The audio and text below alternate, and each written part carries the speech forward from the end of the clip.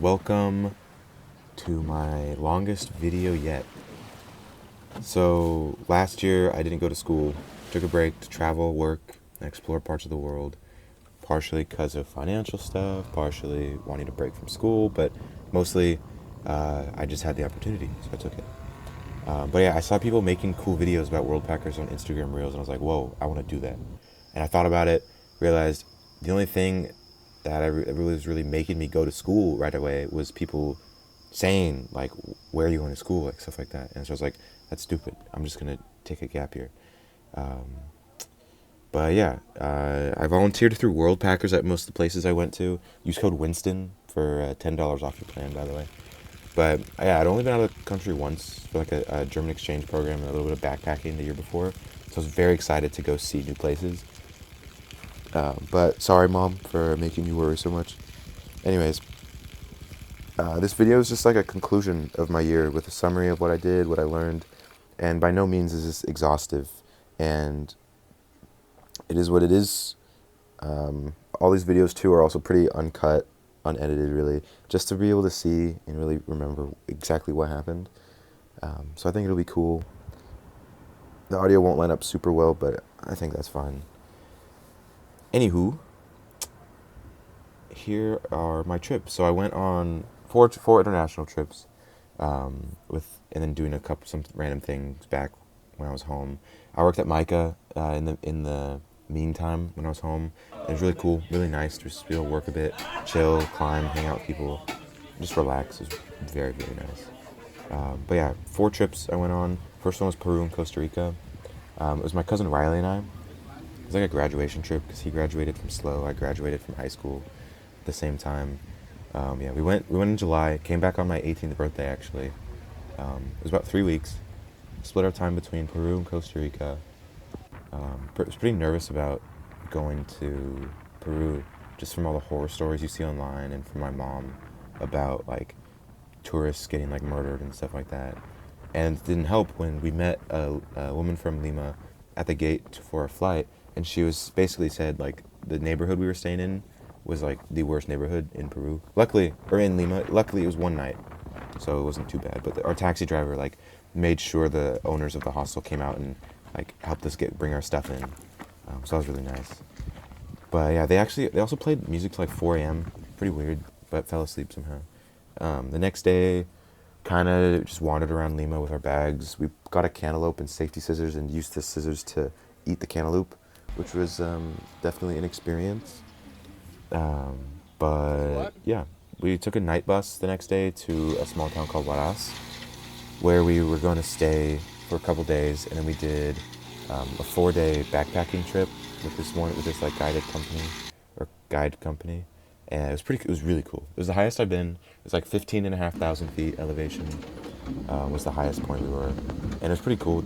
Our guides were really funny. They were really nice. Met some interesting people along the way. But yeah, and then the first day in Huaraz actually, we had to walk across the town at like 5 a.m. To get to like a cafe we were just gonna sit at most of the day to chill before our hostel opened. And we walked down the street where it was just a bunch of butchers, and they were like butcher shops, and they were all outside like with just cages of like their like guinea pigs and chickens and rabbits and whatever animals, and they were just like slaughtering them and skinning them and butchering them right on the street. It was really weird. It smelled really bad too. But yeah, anyways, after Peru, or after the hike, we just stayed in Huaraz and bouldered because we saw a really cool bouldering guide book, which was very nice. And then yeah, after that we went to, or no, while we were there we watched the Copa Cup, ate a lot of lomo saltado, ate guinea pig, saw a lot of Mormons. But yeah, we went to Costa Rica. It was so chill. We rented a car, so we were just driving a lot. We spent most of our time in Dominical surfing and just exploring nearby towns. And then we went to the Guanacaste Peninsula, stayed in this expat's Airbnb, and there were like so many parrots near. It was like we rode her bikes like to this beach. It was so muddy, it was so bad, but there were so many parrots above us. It was so cool, and the beach was like the most beautiful beach I've ever been at in my life. But anyways, we went on this tour in the Corcovado National Park, and it was so cool. It's like home to 3% of the world's biodiversity just in that one like 100-acre national forest or national park or whatever. It was so cool. Saw a lot of really cool animals. But after that trip, I went to my dad and I road trip to Colorado, and actually the car broke down in Utah in the desert, and had to salvage it for $300. But my dad's friend who we were going to visit helped us get to Colorado, and it was really nice. She had like some nice cars that she let me drive. It was really fun. Did a lot of trail running, kayaking, hiking, and chilling before school, or before my next trip. Sorry. But yeah, then my first solo trip, I went to Japan. I worked at, or I slept at the Tokyo Narita airport overnight, and then went to Shikoku, which is an island, and I went to Takamatsu City, or got picked up, and that's where I started my first World Packers at Oki Olive. And looking back, I think it was definitely my favorite place I worked, just because of the amount of people and the amount of freedom we had.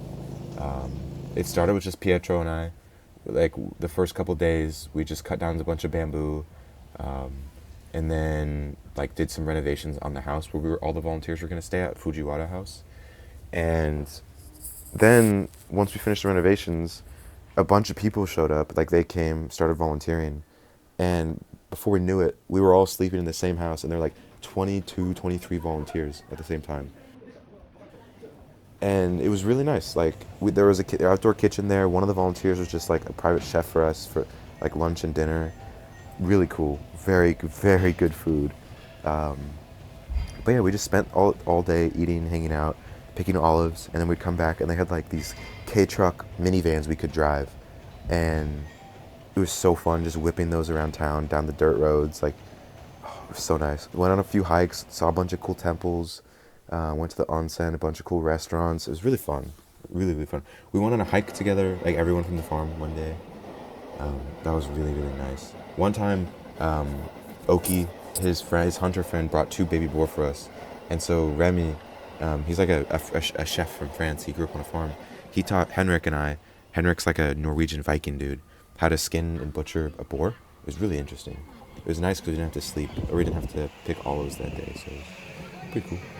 But yeah, leaving was really sad because it was my first trip by myself, and I literally felt like a home away from home. Like so many good memories, so many awesome people I met, and I was there for like 3.5 weeks, I think.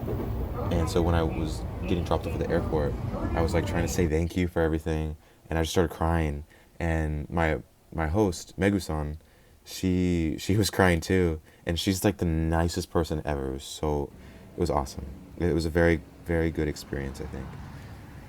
But yeah, after that, I went to Nakagomi Orchard in Kofu, just north of Mount Fuji. It's a fruit orchard. We just kind of mowed the lawns and did like maintenance work on everything. But we only worked when it didn't rain, and it rained like half the time we were there. So we had a bunch of days off. We went to like the onsen. We did an Aikido class together. We played the volunteers. Played badminton. Kevin and I we climbed Mount Fuji one day. It was really fun. Almost hit a bunch of deer. We had to get up at 2 a.m. to drive there. But there's so many shooting stars from the trailhead. It was so cool. But yeah, it was really nice. It was out the hike Mount Fuji it was like technically out of season, so there were no crowds. You just had to like climb around a barrier, and there was no snow, so it was like literally like the best possible conditions. But yeah, we got food after the hike and went back. Very long day. And while we were at this orchard, we had to cook for ourselves on days we didn't work, which was pretty fun. Going to grocery stores and stuff. I learned how to use a rice cooker actually while I was there. But yeah, from there I went to Tokyo for a day before Bennett got there. I walked around Shibuya on Halloween night. A lot of cool, funny costumes. Then I went to Kamakura the next day to like the beach. It was like a surfy beach town. Really cool. Bennett came, did some sightseeing in Tokyo, Osaka, and Kyoto. Got some kitchen knives and a bunch of really cool stuff that I sent home in a package that never arrived. So, yeah, not going to do that again. But after that, we went to Jakarta, Indonesia, and Kuala Lumpur, which is in this clip right here. We went there for a few days each. Kuala Lumpur is much nicer than Jakarta to us. Jakarta is super humid. And it's just not what we were expecting. We didn't have a super good time. That's why we wanted to go to Kuala Lumpur as well. But it was cool, and we had time to go see some pretty cool things. Also got a little bit of food poisoning, so that's okay. It is what it is. Then we went to Australia. We flew to Perth and then to Albany, where Phil, our host, he picked us up, drove us back to his home in Mount Barker. He bought like an old school, like an abandoned school property, so he lives in the headmaster's house. He's in the process of turning the whole like property into a botanical garden. It's really cool how much he's done, how knowledgeable he is on everything there is to do, like about plants. Really cool. We were there for a whole month too. It was just us, or it was us and Eliza and the other volunteer from New York. We were there. She was there for like a week or so, and then it was just Bennett and I. It was really nice, pretty fun. We had a couple days when it was just us. It was fun. We learned how to drive like a big tractor, cooked a lot, baked a ton, and so much time to just chill. And it was probably the best part. Just like so much time to do nothing and live life as Phil does, like working with plants, and then going and hiking around. Like this, Eliza, she had a car. She was road tripping Western Australia, so she drove us to a bunch of really cool like nature-y spots, like beaches, a bunch of cool hikes. Kangaroos are awesome too. Um, but yeah, while we were at Phil's house and he was gone one day, there was like a rival gang of chickens that had been moved into the pen, and sorry, chooks, and two of the chooks died. They were murdered, and so Bennett and I had to bury them, which definitely how you make memories. But yeah, I mean the town Mount Barker is only 2 or 3 thousand people, and so it was really fun talking to people and getting to know the whole town, like walking around. Um, but yeah, after the month of being there though, we were both ready to go home. Bennett had a very unfortunate mishap on his way home. Actually, his bus to the airport broke down, so he had to like buy a whole new flight. It was really bad. But yeah, I had a relatively seamless way home. It was just long. I had like a 12-hour layover in Bangkok, which was fun. Kind of just went around at like 3 a.m., got some food, saw the nightlife. Um, I don't know, it was pretty nice. But yeah, I was very, very tired when I got back. Almost missed my last flight because I was just so tired and zoned out. But yeah, I mean, in Australia, ooh, this video is cool because when it zooms in, the kangaroo leaves and you can see the joey in its pouch right there. But oh yeah, also the audio is not synced with the video exactly, probably, so that probably made no sense. Um, anyways, yeah, Australia was really cool. Western Australia is kind of known for its. Oh yeah, there's the big tractor. Australia is kind of known for its like nature as opposed to other parts of Australia. So it was pretty cool. It was really nice to just be there and hang out. It's also why I have so many videos from Australia because I spent a lot of time there, not doing much, just chilling. Um, so a lot of time to be creative, which I appreciated. We went fishing once. Did not catch a single fish, but oh well. But after Australia, came home. It was about Christmas time, and I was there. I was back in Sacramento until like February, end of February. I worked at Micah a bit, hung out with a lot of friends, chilled, made a few videos for YouTube with my camcorder clips, climbed a bit. Also spent time prepping for my next trip. I cooked a lot of food and dehydrated it because I went to Chile. Probably one of my favorite trips, I think, in its entirety. I spent 2 weeks volunteering at a winery in the Colchagua Valley. It's called Viña Escondida. And I did a lot of just general maintenance, wine bottling, labeling, and even selling. I helped out at like a wine festival they had a table at for the weekend, and it was pretty fun. I was like the English guide. When a tourist came, I'd tell them about the wine. But yeah, it was really cool to drive around with them and just see the area. It reminded me a lot of like, it's really similar to Napa. The organization, or there's like a organization of winemakers in the area, and they have like a deal that is just starting with the Napa Valley, and where basically they send people, like they send different winemakers back and forth for for festivals each year, and they like collaborate and they give each other's wines to sell. Yeah, it's pretty cool. It's cool being like so close to that. Anyways, but yeah, they had a restaurant and a kitchen in one building, like it was the whole winery was an old like brothel, and so in the brothel building was the restaurant, and then they had the kitchen in the back. I slept in a room upstairs. It was really nice. It was like I had the whole building to myself, but I would eat every night, every lunch and dinner with their family. And the mom, Macarena, was a great cook. One of her sons was my age too, and so we talked a bit. But he was going to college in Santiago, so he had to move in. He was gone like the most of the time. But the other son, um, he was really cool. He's a like in process of becoming a commercial pilot. Um, so that was really fun. Oh yeah, also when I was back home, went to Yosemite. It was really nice. And the beach in Santa Barbara, Florida, a couple random places. Um, but yeah, it was good. Actually went to Key West. Got to see a bunch of family over there. Road trip with my dad for a bit, so it was really good. Um, but yeah, anyways, at the winery, they had a 1964 Mercedes Benz that still runs, and they drove it around a bunch, and it was cool to be in it. But yeah, they had a few pretty unfortunate events happen, like one of the daughters, her mother-in-law, passed away in Santiago, so they went to the funeral.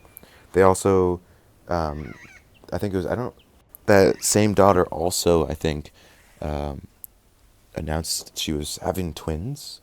I'm not sure.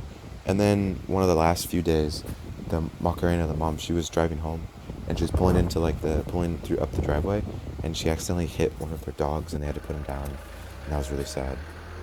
Um, but yeah, they had a lot of cats too, and they were all really nice.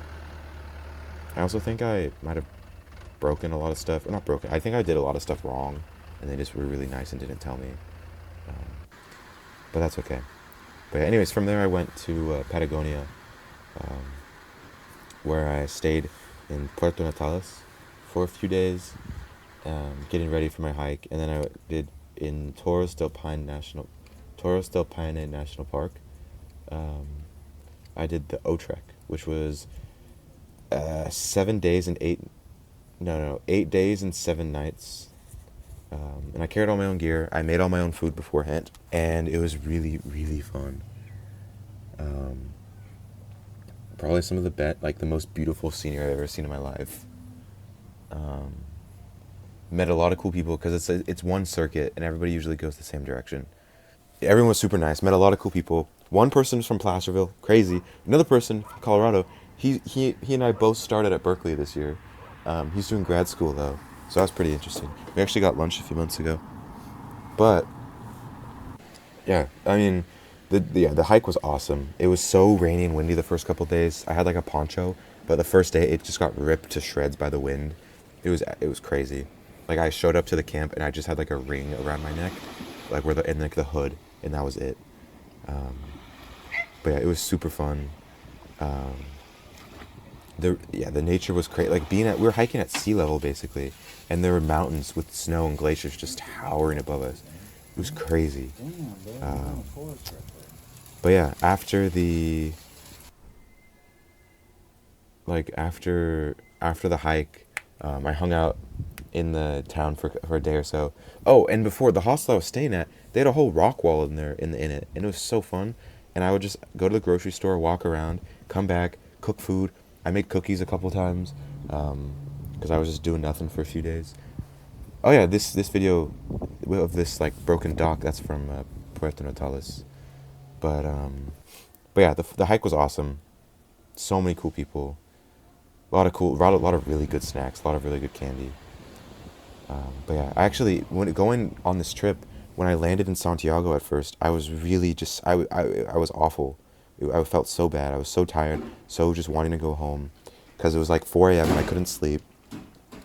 And like this is before went to the winery. Like I couldn't sleep, and I was just so anxiety ridden. And my trip was supposed to be like a bit over a month.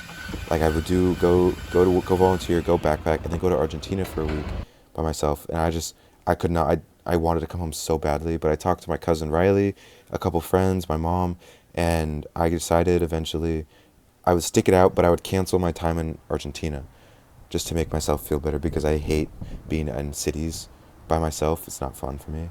I like being in nature, like backpacking. Um, but yeah, so towards the end of the trip, I wanted to stay so much longer. I wanted to because everybody I met was in the middle of like 6 months of backpacking South America, and there was so much cool stuff they were planning on doing that they had done in the area, and I wanted to be able to do that. So that's definitely one of my top goals for the coming years is to backpack just all around South America for like 6 months or so. But yeah, anyways, it was time to head home. No. So I went home and I was working for like 2 months at Micah, like all the time, like almost full time, like 20, 30, 35 hours a week. It was really fun. It was a very, very stressful, not stressful, but it was a lot of work. It was very intense, especially because we got into the Michelin Guide about halfway through. And bro, it was so crazy. It went from having like three of us working on like weeknights to the entire like weekend staff needing to come in, and then on weekends we needed more people. But anyway, before going to Micah, we went to Colorado again for a few days. But yeah, and then came back to Micah. It was so nice, such great food, great people. It was really fun. I cut myself on the mandolin twice. One of the times was pretty bad. I had to go home because it wouldn't stop bleeding. Sorry, Alex. Um, but yeah, the work we once we got acclimated to like the busy like the rushes. It was really nice. It was really fun. It was just intense. But yeah, and then the final trip I took during my gap year, on May 25th, I went with Ben and Elijah to Japan for 2 weeks because they just finished their spring classes, and they had like 2 weeks free before their summer classes started. But yeah, this trip I had so many great memories. Some of my favorite memories from hanging out with them are from this trip, and I could go on for hours about everything we did and all the fun things, but I'll keep it brief. But yeah, anyways, the first night, Elijah had an awful night of sleep.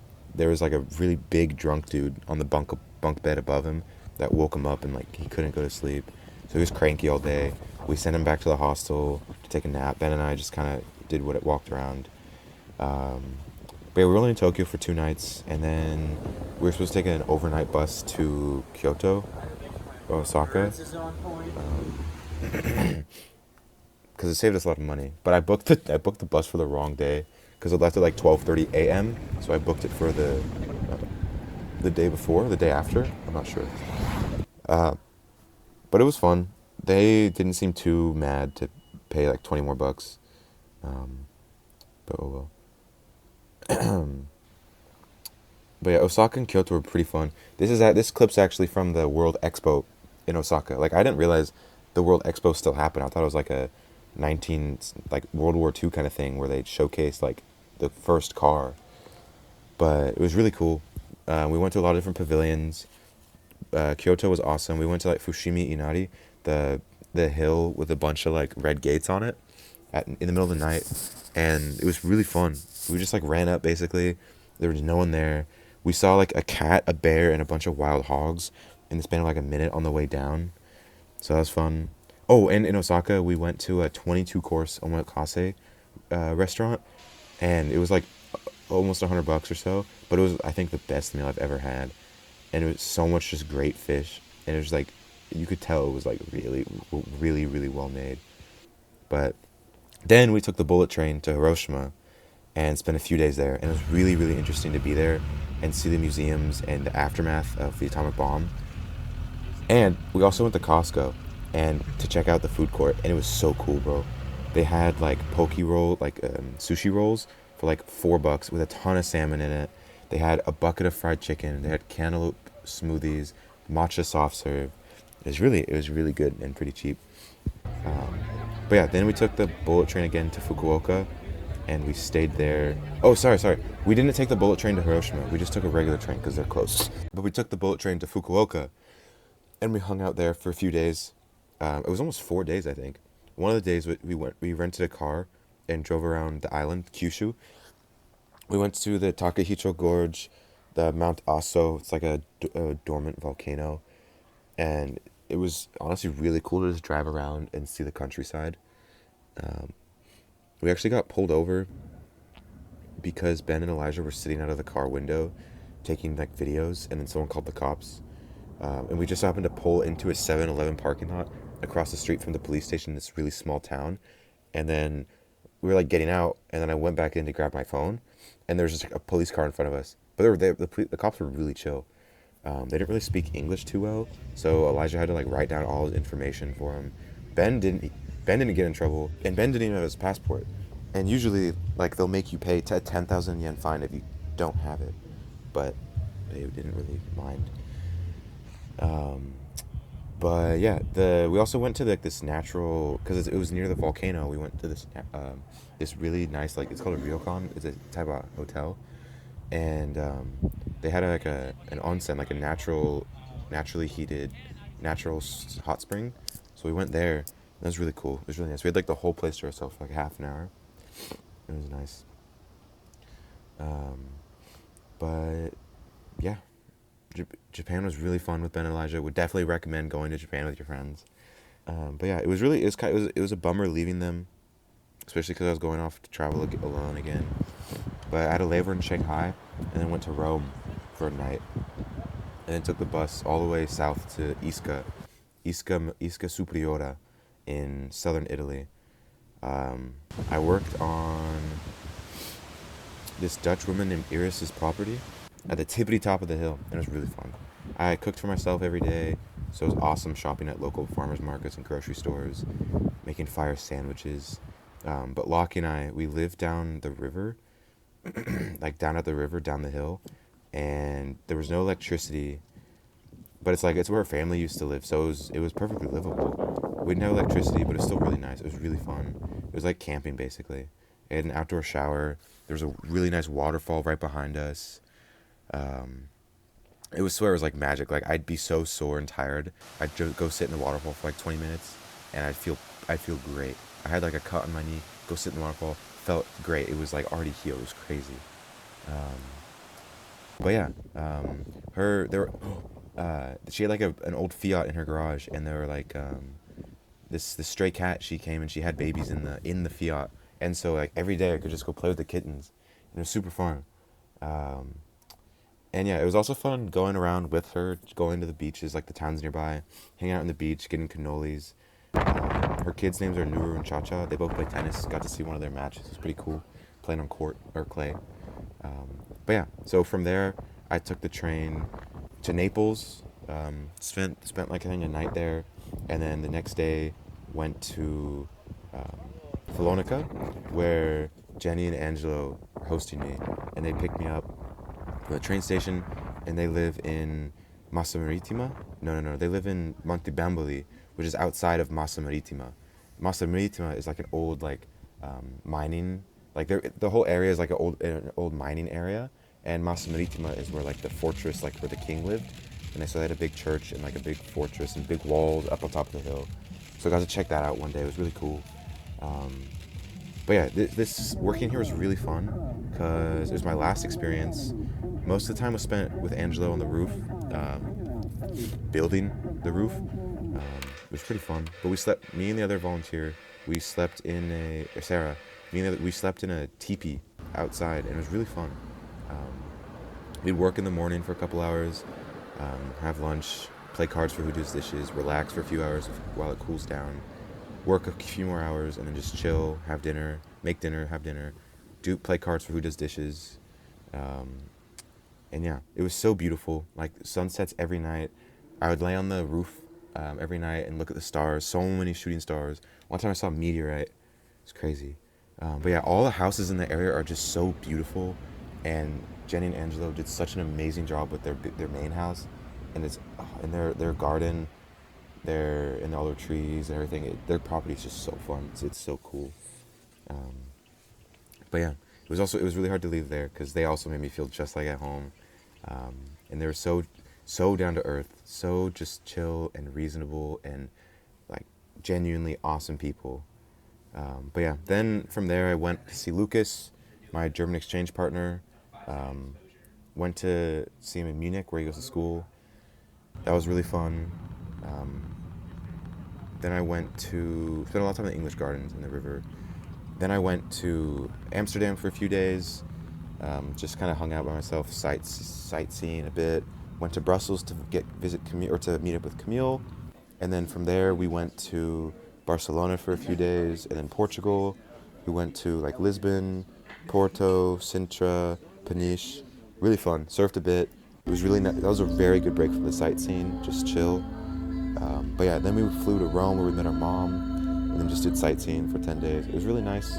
First time I traveled with my mom outside of the country. Um, we had some good food. I got sick at the end, so that kind of sucked. But I had a good time. So yeah. Anywho, oh, and when we were in Portugal, I met up with someone I met from backpacking in Patagonia, and yes, she got us lunch. She was pretty cool. But yeah, so this is the end of the summary. I still have a lot to talk about with what I learned. But okay, anyways. Now, through the whole year, I had a great time, but I also learned so many things. And here, I'll just read you a list of everything I learned. So like the first night of traveling always sucks, or at least arriving there like at night. The first night, the first like evening, it's always really bad and it's awful. You just have to stick it out, and it'll always get better. People everywhere are always so kind and so willing to help. If as long as you make an effort to try and talk to them in their language, or put a smile on your face, or anything, they're so helpful.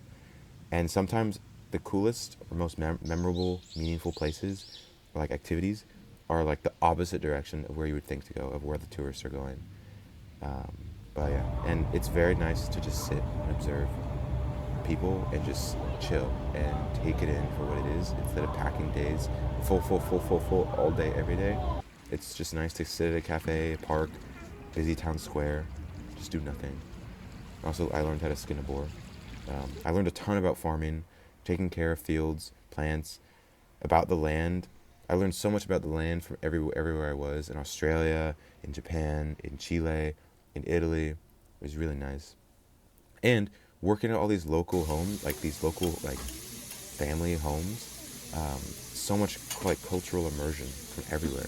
Like I lived, um, living in like an Italian, like seems super nice, until you have to do anything other than just chilling. Like you have to go to the post office, the bank, or any office related thing, and they're like only ever open every third Tuesday and Wednesday from like 2 to 2:30 p.m. It's like, bro, huh? Like how do they function? I don't get it. Um, but yeah, and then also learned a ton of stuff about life. Like I think taking a gap year was probably the best decision I could have made at that point in time, or for what I wanted to do last year. And I think I learned more throughout the course of the year than I think most people would learn in all 4 years of being at school. And I think it definitely goes to show, like, a lot of the people or some of the people I meet, I just can't really hang out with them because they just seem so young and immature, and it's just hard sometimes. It's hard to like have a genuine conversation about anything other than school. But yeah, anyways, I learned how to take care of myself, how to live on my own, feed myself, manage everything. I learned how to communicate through a language barrier, what it feels like to work hard and feel rewarded, how to learn about and appreciate other cultures, their histories, and appreciate like the differences between where I'm from and where I am in the moment. Learned how to make friends with and get along with a lot of different people. Um, yeah, like how to shop, cook, feed myself, live independently. How to stay cool under pressure when things do not go to plan. And then like all sorts of just small things, like about budgeting, logistics, planning, like traveling. Um, I learned a ton about myself, what I value, what I'm interested in, how I want to live my life, how my own mind, how my body, just how I am as a person, how I work. Um, I learned that things will always work out how they need to or how they should. So sometimes there's just no point in stressing too much about everything, especially the small things that you can't really change. They don't matter. Um, I learned that there's no point in doing what doesn't make me happy. Like if I don't want to do something, just don't do it. But if I do want something, you kind of sometimes have to make it happen for yourself if you want it really bad. Um, but yeah. It never hurts to ask. The worst thing someone can say is no. Nothing in life really matters because we live on a rock that's hurtling through space. Um, Another thing, if not now, when? That goes for a lot of different aspects of life, like traveling, talking to people, doing things. Like, it applies to really anything. If there's something that you want to do, but you're saying, oh, no, no, I gotta wait until I graduate, I gotta wait till the summer, blah, blah, blah. No, you just gotta do it. Like, that's the hardest thing to do is to start, but you have to start. Um, But yeah, oh, and okay, for me, I think that if you have even like a tiny bit of interest in doing something, especially if you're interested in doing it, but you tell yourself you can't or you shouldn't, then I think it's your obligation to yourself to at least learn more about it, or try it. Trying it is probably ideal, but even just learning more about it. Um, Also, something I try to do, like live as invisibly as possible, like in regards to the environment, the world around us, like basically just reducing waste and reducing like consumption, especially single-use things. I think it's important.